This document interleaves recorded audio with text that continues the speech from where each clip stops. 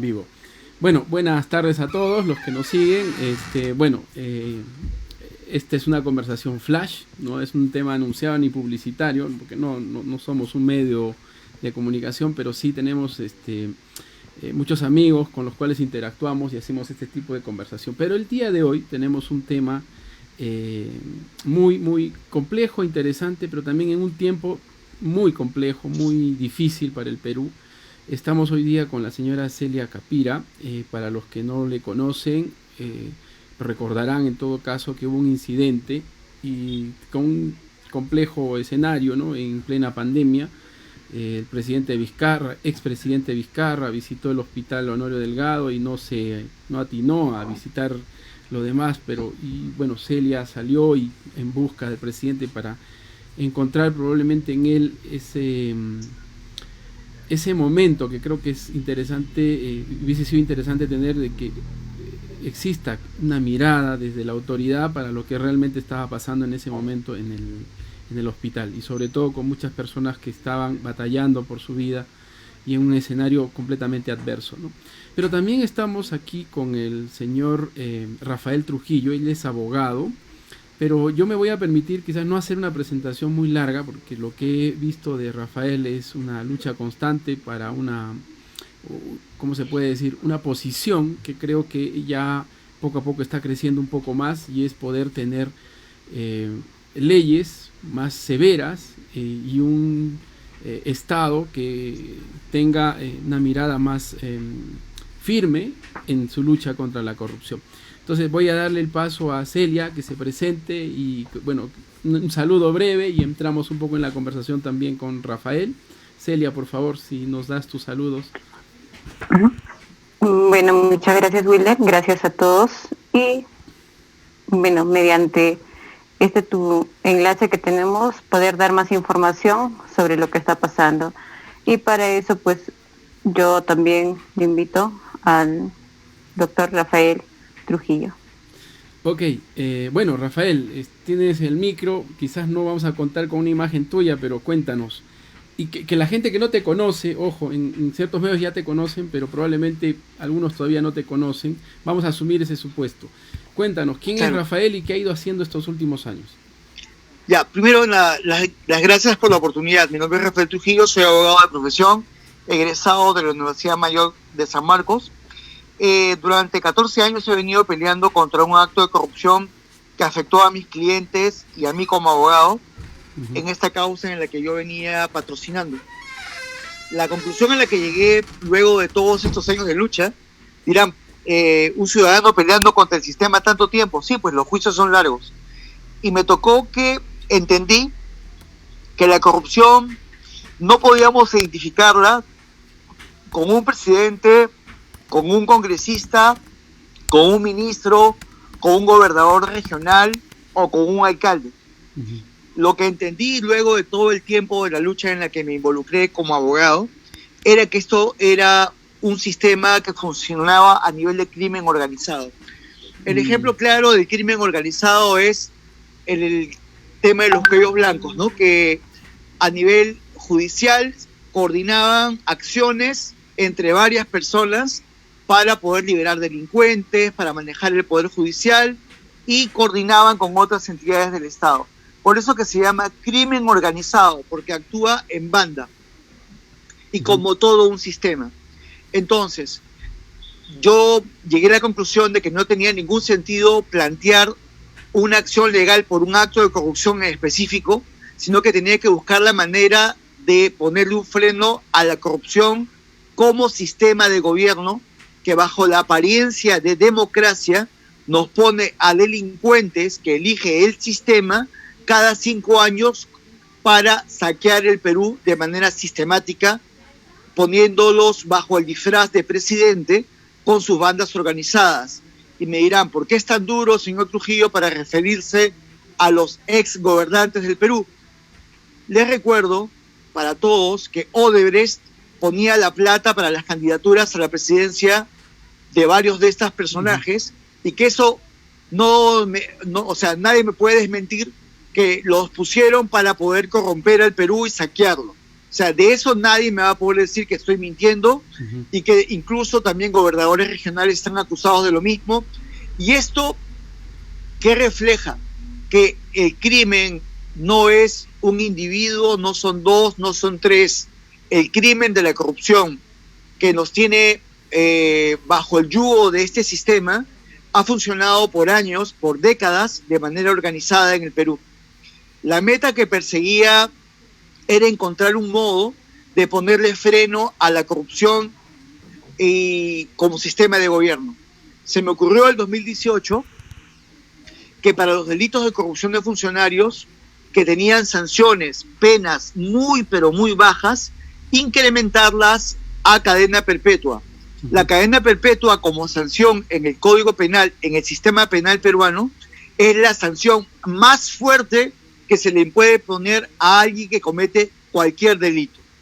Entonces, dije yo, voy a proyectar una ley, como ciudadanos tenemos derecho a hacerlo, y presenté mi proyecto a la OMPE, obtuve la aprobación de la OMPE, logré comenzar a recolectar firmas, pero lo primero que encontré como dificultad era la difusión de la propuesta.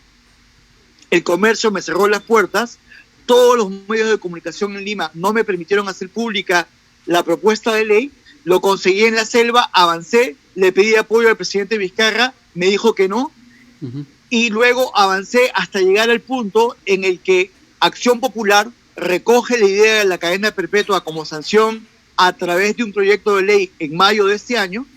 ¿Y qué pasa? El proyecto de ley de Acción Popular que está en el Congreso de la República, el proyecto de ley 5134-2020 y 11R, promocionado como la lucha contra la corrupción de Acción Popular, ya a mí no me nombran obviamente, pero eso no interesa. El punto es que lo sacan adelante, lo hacen publicidad en mayo de este año. En el medio de la pandemia, donde hemos visto los actos de corrupción más salvajes de la historia del Perú, el oxígeno medicinal, mascarillas, Contraloría cometiendo corrupción, Vizcarra y el señor Swing, Vizcarra y lo de Moquegua. Había mil razones para que este proyecto de ley se debatiera y se aprobara y se convirtiera en ley desde mayo. No se hizo nada. Entonces tomé la decisión de dejar de lado mi proyecto de ley para el cual estaba recolectando firmas y cambiar la estrategia y pedirle al Congreso que ese proyecto de ley que existe en el Congreso se apruebe, y para eso solicité vía el amparo del derecho de petición. Es un derecho que tenemos todos los ciudadanos de pedir a la autoridad lo que consideremos pertinente, que el Congreso apruebe la cadena perpetua como sanción. Y ahí es donde entra Celia. Celia hace como 3 semanas me llama y yo ya le había estado enviando los videos de todas mis propuestas, y me dice: Rafael, soy Celia Capira, yo casi me caigo de espaldas, y me dice: te quiero apoyar, ¿cómo puedo hacerlo?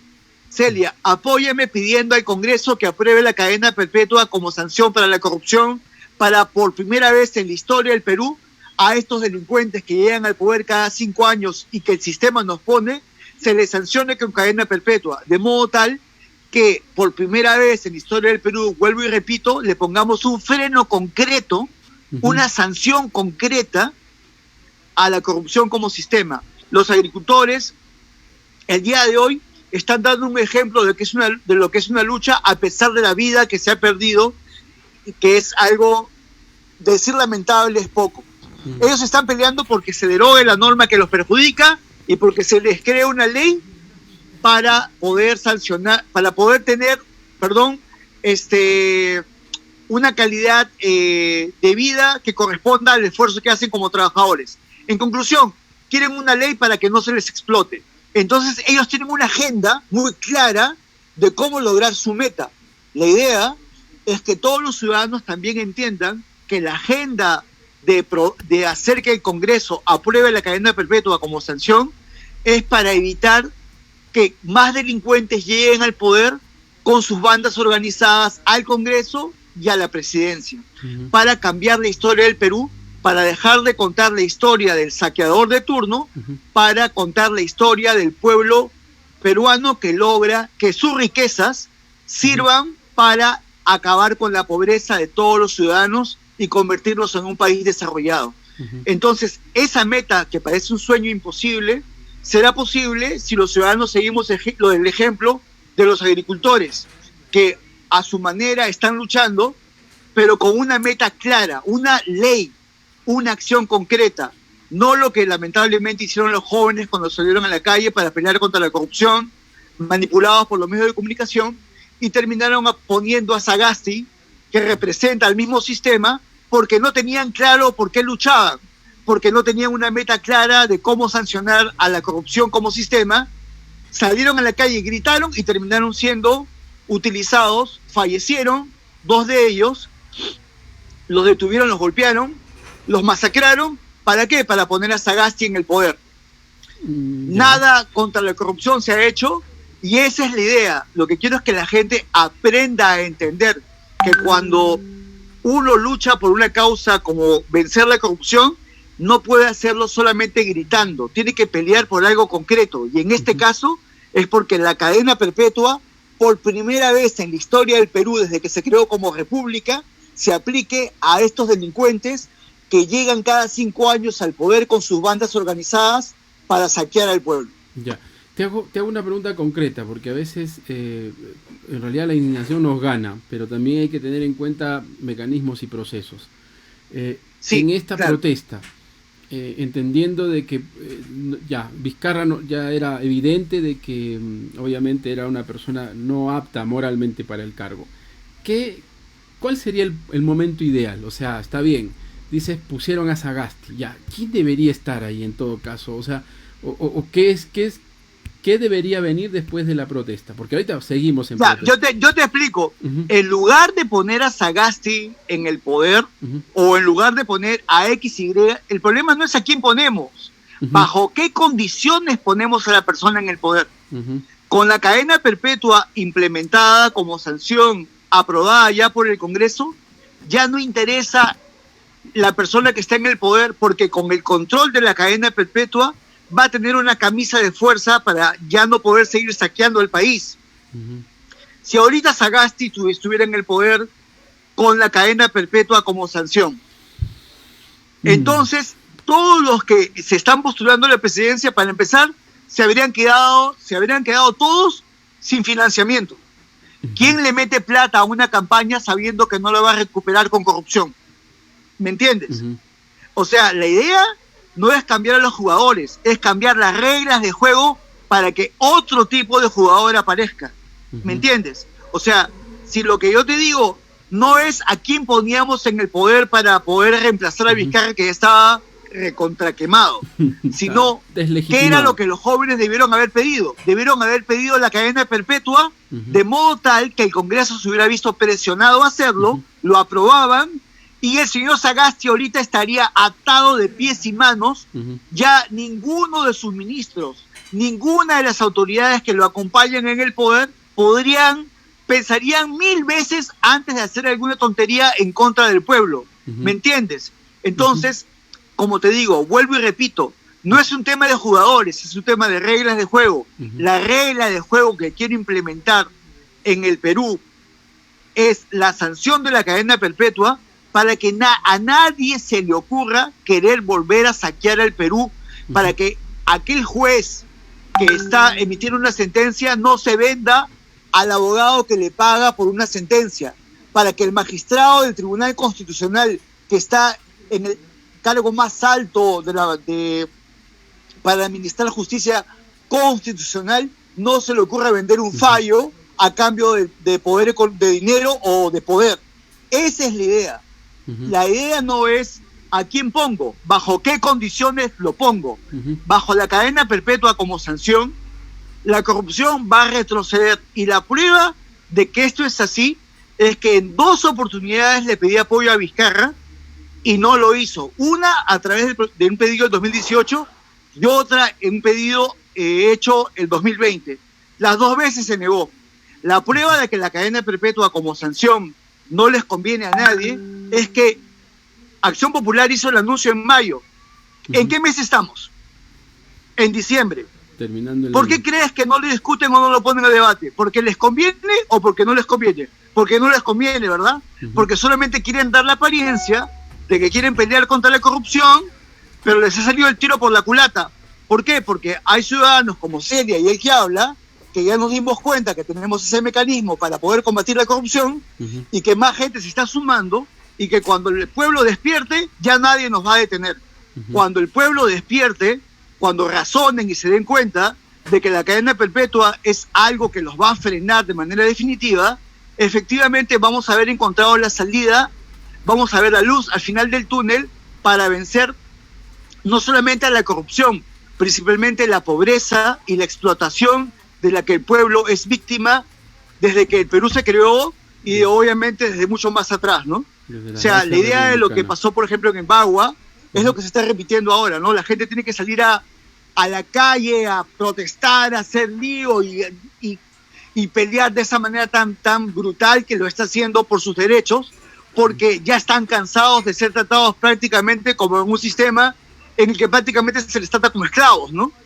O sea, se les paga una porquería de plata y se les hace trabajar más allá de lo razonable para enriquecer a estos parásitos que han hecho dinero a consecuencia de estos políticos que dicen representar al Perú, pero que representan solamente a la corrupción como sistema de gobierno. Ya, bueno, yo podría tener hasta una lectura más intermedia, ¿no? Yo creo que existe una lectura negativa, existe un espacio bastante, como se puede decir, que consecutivamente se ha ido repitiendo, ¿no? O sea, el corrupto de hoy se parece mucho al de hace 10, al de hace 20, al de hace 30 años. Probablemente nuestra Constitución no ha evolucionado en ese sentido y no ha tomado una cosa tan audaz, ¿no? Que es el tema de cadena perpetua para el tema de actos de corrupción y peor aún si es en temas que tiene que ver con dinero público. Pero yo, a ver, voy a pasarle como dice la pregunta a Celia, en el sentido de que cuando ella estuvo como usuaria, porque ya hay que hablar ya en términos quizás no tan técnicos, pero no tanto así, sino usuaria en el sentido de que ella era usuaria de un sistema de salud precario, ¿no? De por sí, claro. Antes de la pandemia teníamos un hospital que se caía a pedazos, ¿no? Pero en la sensación, Celia, que tú tienes, ¿qué es lo que crees que hizo o hace que hasta ahora tú sientas que, más allá de la pérdida humana, que es un tema incalculable, invaluable, pero creo que ya estamos como que un tiempito que quizás podemos ya hablar de esas cosas, ¿no? De decir, ¿qué sensación te deja quizás el servicio de salud que se tenía en ese momento? O sea, ¿hasta qué punto llegó el grado de precariedad de decir, oye, no hay oxígeno, la gente estaba desesperada? En algún momento logramos conversar, Celia, muy breve, yo recuerdo después que había pasado este tema, y tú me dijiste y me contaste, y lo voy a citar tal cual, que era tan penoso que parecía hasta una película donde la gente esperaba que alguien falleciera para ir corriendo para poder recuperar algo del oxígeno de ese ciudadano o ciudadana que ya no estaba con nosotros y traerlo para su familiar, porque era desesperante. Entonces, no sé si sobre eso, Celia, nos comentas algo. O sea, ¿qué tan terrible fue ese momento? Porque lo que está hablando Rafael tiene que ver también no solo con actos de corrupción, sino también con mediocridad de las autoridades, que de alguna forma también deberían ser castigadas de esa forma. O sea, si no son aptas para el cargo, deberían irse, ¿no? O sea, y encontrar el mecanismo, ¿no? Celia, no sé si nos cuentas un poco. Bueno, gracias. Los momentos que yo estuve ahí en el hospital,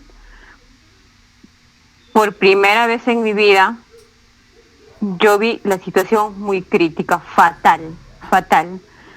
El hospital se caía a pedazos, no había agua, los servicios higiénicos no funcionaban, personal médico no había, enfermeras no había, las enfermeras no tenían los implementos de seguridad, nadie. O sea, no le podías pedir ni al médico nada, no le podías decir nada, porque el médico te decía, yo cumplo con mi trabajo, el problema no soy yo, el problema es el sistema de salud que está cayéndose de muchos años, yo no soy el culpable.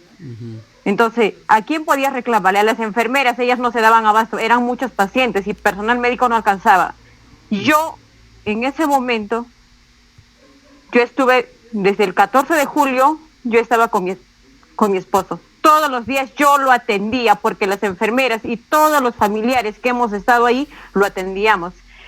Y personas que venían, otros que no tenían familia, se quedaban así, porque nadie decía nada, nadie pedía, ni los médicos, nadie le hacía caso, todos estaban botados ahí. O sea, el hospital ha sido un caos total, toda esa semana, y no solamente ha sido esa semana, desde que empezó la pandemia.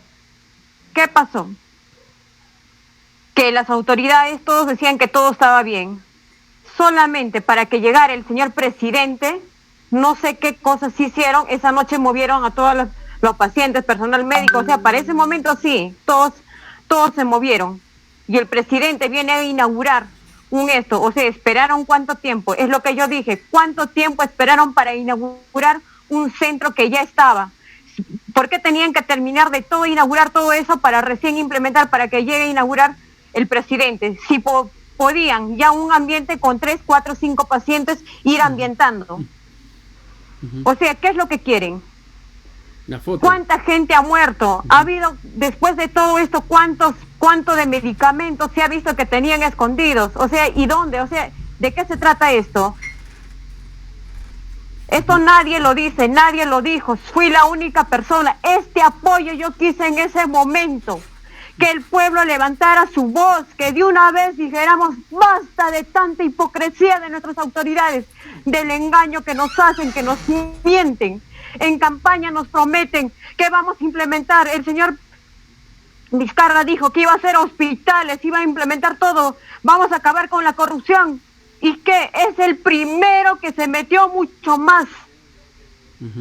Y lo peor, que ni siquiera se digna. O sea, a nosotros nos ve como la peor lacra de la sociedad. Yo lo vi en sus ojos cuando él me vio. Yo estuve muy cerca de él y él me vio con una diferencia. Claro. Soy una ciudadana simple y sencilla. No tengo estudios superiores. No tengo una carrera como él. No soy de buena familia. Soy de una familia muy triste. De provincia. Por eso nos discriminan. Nosotros somos los apestosos prácticamente. Así lo somos para todos estos señores de la clase social. Por nosotros ellos viven con nuestros impuestos. Nosotros somos quienes damos todo para ellos. Nos prometen y nos prometen, ya basta. Y luego viene a decir el señor presidente que disculpas, con una disculpa no se arregla. Lo dije en su momento también. Sus disculpas no va a arreglar nada. Queremos que cambie el sistema de salud, que cambie todo. Y gracias a eso pude buscar mucha información, pude acceder y me encontré con el señor Rafael Trujillo. Y eso es, quiero que la voz del pueblo de Arequipa, de todo el Perú, que se escuche, ya basta de tanto engaño. Acá no se trata de qué partido seas, acá no se trata de que yo pertenezco a tal, se trata de una lucha para esa sociedad, que de un cambio, de un nuevo Perú. Que todos estos corruptos se vayan a la cárcel. Ellos lucran. Nos dicen del señor Toledo que yo soy un cholo provinciano, que voy a trabajar por el esto. ¿Qué fue? Lo primero que hizo, terminó su y se fue ¿a dónde? Se escapó. El señor PPK, ¿qué hizo? Igualito. Todos se van. Ellos se enriquecen de nuestro dinero, se llevan afuera. ¿Por qué no hacen aquí? ¿Por qué no trabajan aquí? Si tanto quieren a su patria, tanto aman a su patria, pues que lo luchen aquí, sin tener que lucrar de algún esto. Yo amo a mi patria y quiero un cambio. Ese es el apoyo que yo pedí en ese momento. Y mucha gente, la prensa, todos lo confundieron. Este beneficio no solamente, como dijeron muchos, que esa señora se beneficia, no. Yo quiero un cambio para mi patria porque amo a mi Perú. Quiero mi tierra, quiero vivir aquí, quiero una nueva vida para los futuros de mis hijos y las otras generaciones que se vienen. Ya basta de tanto engaño. Abran el ojo, por favor. Nos tienen hartos con la televisión. Nos ponen videos, nos ponen tantas cosas, todos los videos, todas las conferencias son editadas, preparadas. ¿Por qué no escuchan al pueblo peruano? A la gente que nosotros verdaderamente somos. Ellos están con toda su clase que nos humillan, nos tienen encerrados. Esta es una clase, es como en los tiempos de la esclavitud. Eso es lo que somos para ellos. De nosotros viven. Ujú. Gracias, Gracias. Celia. No, para mí es un espacio que de verdad necesitamos un poco escucharnos, pero también tener siempre un brazo como el que plantea Rafael. Una cosa es la indignación y otra cosa es alguien como Rafael que puede tener, uno, claridad de qué cosa podemos tener como instrumento desde una república democrática. Bueno, no parece mucho ahora último con estos valores que se tergiversan al antojo de unos, ¿no? O de pocos, perdón. Y creo que el punto que estaba también desarrollando Rafael en función a no solo este tipo de propuesta que a poco ha desarrollado, ¿no? El tema de cadena perpetua para los corruptos, sino en abordar un poquito más allá, ¿no? Porque yo sí tengo claridad de algo. Por ejemplo, tenemos corrupción, pero lo más visible, ¿ya? Pero hay pequeña corrupción, esa enana corrupción, que es, por ejemplo, el policía que recibe 5 soles, Claro. 10 soles, Claro. el funcionario que se está robando las hojas de papel de su oficina para llevárselas a su casa. O sea, es sistémico, es endémico, creo, de alguna forma, ¿no? Está presente. Y creo que también hay que empezar a recoger la posición, por ejemplo, de Celia. Tiene que ver con un ejercicio malévolo, le vamos a llamar así, de no eficiencia en la gestión de esta pandemia en ese tiempo. Ella está hablando de julio. La pandemia empezó en marzo. Hemos tenido casi 3 o 4 meses como para prepararnos para ese pico donde prácticamente todos los medios y todas las autoridades sabían que iba a existir. No es que la pandemia se iba a frenar, la pandemia iba a crecer. Entonces, en función a eso, creo que es importante, ¿no? No sé, Rafael, quizás tus últimos comentarios, quizás para no robarte ya mucho tiempo, quizás esto No, hermano, a mí, hermano, lo primero que tengo que hacer es agradecer a Celia por el modo como con su corazón noble está diciendo algo que sale de su indignación y de su amor por querer por la patria y por querer cambiar las cosas. Uh-huh. Lo único que digo en este tema de la lucha por vencer a la corrupción como sistema es que la meta de la cadena perpetua no es el fin, es el medio, y tampoco es la última medida, es el inicio. Porque, como tú bien dices, la corrupción no solamente se limita a las autoridades de las altas esferas del poder, sino que se ha trasladado a todo el sistema, desde el más arriba hasta más abajo. Pero ¿sabes por qué ha sucedido eso?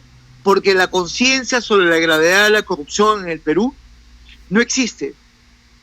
Porque la conciencia sobre la gravedad de la corrupción en el Perú no existe. ¿Sabes por qué? Porque la sanción es muy baja. Cuando la cadena perpetua se instaure como sanción para el corrupto, ten seguro que el modo como se va a ver a la corrupción en el Perú no solamente va a cambiar para el político o el presidente o el congresista o el ministro, va a cambiar para todos. Va a cambiar para el funcionario intermedio, para el policía, para todos. Porque todos vamos a aprender a entender que el que comete corrupción acaba con cadena perpetua en una cárcel. Entonces, la sanción va a ser ese medio de cambio para que la gente haga conciencia colectiva de que la corrupción es el delito más grave que se puede cometer contra la sociedad en el Perú. De ese modo, no tendremos que ver nunca más a una ciudadana llorando, pidiendo justicia, sino que veremos a una ciudadana orgullosa de que hay un nuevo Perú, un nuevo peruano que se hace respetar.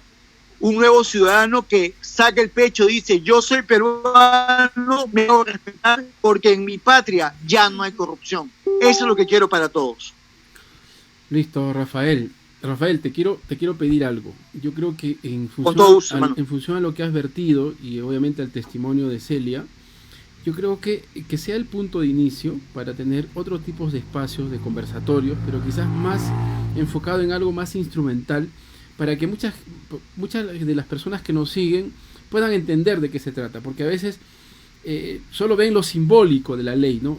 Cadena perpetua, ya sí, que se vayan todos, pero hay que empezar a desagregar y también, ¿para qué? Para que nos apoyen. Desmenuzarlo para que la gente lo vaya entendiendo. Claro. Pues haciendo un similar con mucho respeto, como darle de comer a un bebito de a pocos, algo así. Claro, es que no para todos, que la gente lo vaya entendiendo. Claro, para empezar, no todos están nutridos en leyes, dos, y segundo... No, obviamente no. Claro, y segundo, hay un tema de que muchos desconocemos cómo funciona el Estado, ¿no? Hay mucha gente que cree que se hace acá y se pone para acá y que debería salir en 2 días. No, no es tanto así, pero sí, por lo menos podemos presionar por el tema de las protestas, podemos tener un mecanismo de diálogo más abierto y presionar para que el Congreso recoja esos espacios de diálogo y también para que en el momento de que se vaya a debatir estas leyes, presionar desde nuestro ejercicio ciudadano, claro, por esos congresistas que hoy nos representan en nuestra región, hayamos o no hayamos votado por ellos.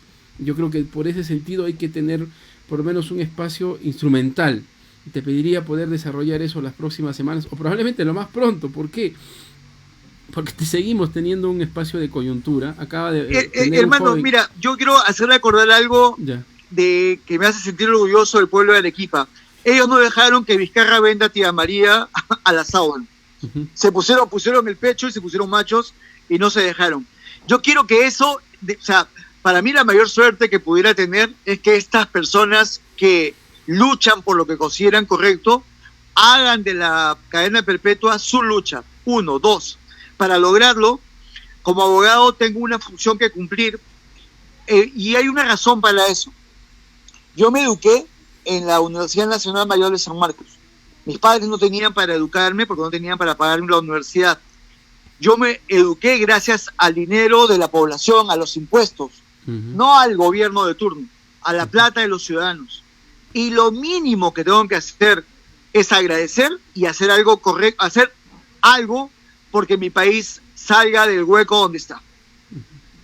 Y si tengo que hacer que la gente entienda y repetirlo 1000 veces hasta lograr encontrar el modo de explicárselo a todos para que todo el mundo entienda que la corrupción es un sistema de gobierno y que tenemos que atacarlos todos juntos, unidos, voy a seguirlo haciendo. Y si tú me das la oportunidad, no solamente lo voy a hacer, te lo voy a agradecer toda la vida porque me vas a permitir algo que la prensa no me permite, ¿no? Que no me permite hacer, que es llegar a la población con este mensaje. ¿Por qué? Porque la idea es que obviamente les interesa un pueblo ignorante, manejable, manipulable, con el que puedan hacer con lo que les da la gana como han venido haciendo hasta ahora. Genial. Ok, en todo caso, Rafael, vamos a ver cómo podemos desarrollar estos temas. Voy a hacer una pequeña propuestita para hacer pastillas, porque creo que si hacemos un programa muy largo de más de 1 hora, la gente se aburre y se va. No, se aburre, claro. Sí, pero por lo menos para empezar a abordarlo. Oye, pero eso de pastillas no lo uses porque se acordaba de Belmo. Ay, Belmo me cae pésimo. Entonces, no quiero saber nada de ese compadre. ¿Cómo le llamamos? Pequeño jampicito sería, ya en nuestro caso, así como decimos algo así. Como un bocadito, pues un bocadito jurídico, así, algo de eso. Un vasito, un aperitivo. Listo, Celia, no sé si quieras comentarnos algo más, quizás ya como para ir cerrando, y también un poco agradecer a los dos, tanto a Rafael y a Celia, por habernos acompañado este breve espacio. Celia. No, gracias a ti, gracias por darnos esta oportunidad y pues decirle a la población, ¿no?, que tome un poco más de conciencia y apoyemos esta propuesta que estamos haciendo, cadena perpetua para todos los corruptos. Genial, gracias, Celia. Están en el poder. Ya te visitaré en fuerza, un abrazo, gracias. Listo, Rafael, un abrazo a todos, muchas gracias, chao. Gracias, hermano, gracias al pueblo del equipo, un abrazo. Listo, ok. Listo, cancelamos esto. Se acabó. Genial. Gracias. Cerramos esto. ¿Todo bien? Sí, todo bien, todo bien. Espérame un segundo. Que tengo que... Oye, hermano, pásame la entrevista para colgarla en mi canal, pero no sea malo. Ya.